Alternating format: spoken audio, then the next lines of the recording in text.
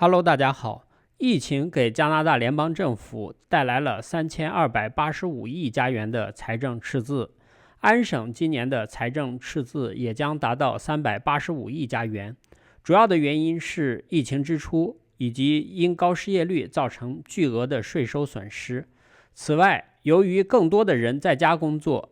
汽油税收也减少了2.2亿加元。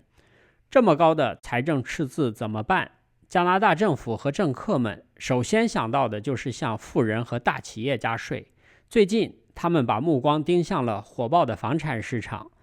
准备征收豪宅税。豪宅税一般是指政府对富人购买高价位房产的时候征收的一种消费税。征收豪宅税一般出于3种目的：一是增加政府财政收入，二是用来稳定房价，减少炒房者的炒房动力，三是高举缩小贫富差距、解决社会民生问题的大旗，用来拉选票。多伦多市政预算简报称，如果市议会批准征收豪宅税，多伦多市政府2021年的收入可以增加1870万加元。目前，市值在200万加元以上的房产，在买卖交易的时候需要缴一笔2.5%的多伦多市土地转让税，外加安省的土地转让税。多伦多政府希望将多伦多市土地转让税再增加1个百分点，也就是由2.5%增加到3.5%。这个建议一旦批准，会在2个月之后实施。多伦多豪宅市场的一些专业人士对200万加元的门槛提出质疑，他们认为应该放宽范围。还有一些人认为，对豪宅提高交易成本会导致大家只考虑200万加元以下的房屋交易，这将会大大影响200万加元以上的房产的流动性，而且呢，还会导致很多的房屋业主失去改善升级房产的动力，让200万加元以下的房产供应更加紧张。在本周五，多伦多地区房地产委员会警告多伦多市议会不要征收豪宅税，否则将会导致多伦多住房市场负担能力问题加剧。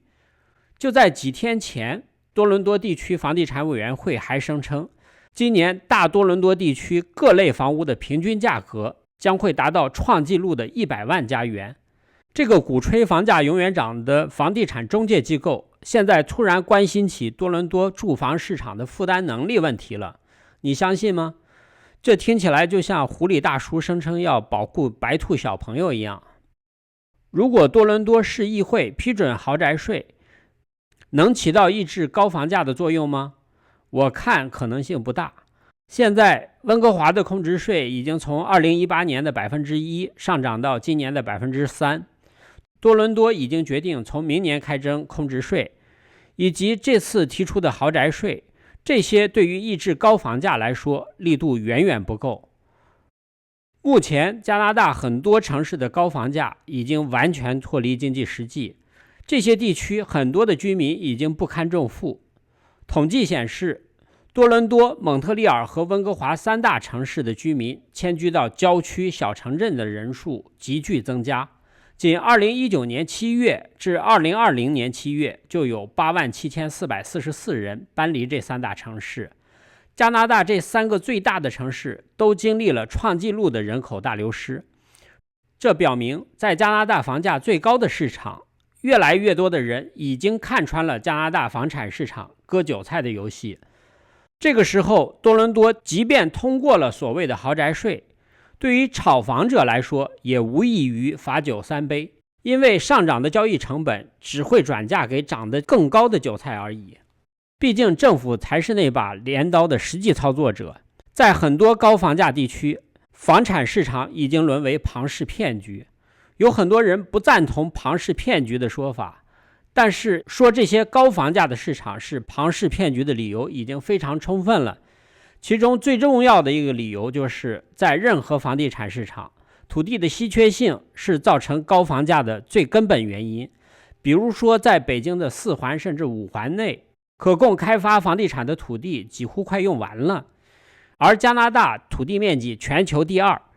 即便是在人口最多的安大略省和魁北克省，土地也根本不存在稀缺性。其二，高房价完全背离了加拿大的经济现状。根据加拿大国家银行的测算，在房价最高的地区，一个中等收入的家庭需要34年才能存够买房的首付款。加拿大央行前行长道奇对房产市场过热问题发表评论时说，现在最大的问题是地方政客不愿意加快房屋开发建设，也就是说，目前的高房价完全是由各地政府一手操纵的。因为房产税毕竟是政府税收的最重要来源之一。目前加拿大飞涨的房价不仅在割新移民的韭菜，就连老移民的韭菜也都一起割了。但是历史早已证明，在全社会舆论的压力下，加拿大政府也会被迫出重拳打击高房价。仅多伦多房产市场从1953年到现在就崩溃过多次，其中最严重的一次是1989年至1995年的7年间，房价暴跌了 39%。2017年在多伦多和温哥华实施的海外买家税政策，也曾经给火爆的房产市场带来重创。因此一定要记住一点，加拿大人民是惹不得的，如果惹翻了是不好办的。以上就是今天我想给大家分享的内容。我的频道每天都会分享一些加拿大的生活、经济、房产资讯，欢迎订阅，谢谢观看，再见。